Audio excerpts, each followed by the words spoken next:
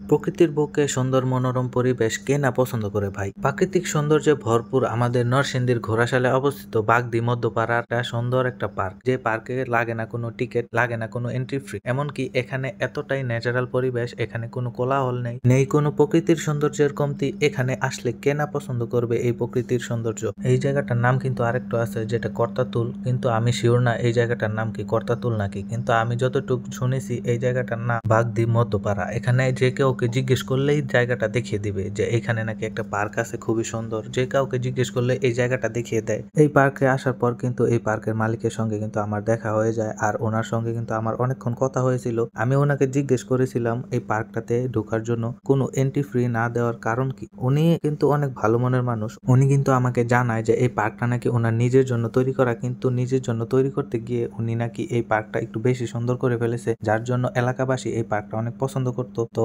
আস্তে আস্তে এই পার্কটার নাম একটু ছড়িয়ে পড়ায় এখন কিন্তু আশেপাশে অনেক জায়গা থেকে মানুষজন আসে ওনার এই পার্কটা একটু ঘুরে দেখার জন্য। যেহেতু মানুষ আসে দূর থেকে এখানে এই পার্কটা দেখার জন্য, তো উনি আর পার্কটা দেখার জন্য না করে না, কিন্তু ভবিষ্যতে হয়তো উনি এই পার্কটাতে টিকিটের ব্যবস্থা করবে। তো কাদের কাছে পার্কটা খুবই ভালো লাগছে তারা চাইলে এই পার্কটা থেকে ঘুরে আসতে পারবেন। আর কার কাছে এই পার্কটা ভালো লাগছে কমেন্ট করে জানায়েন।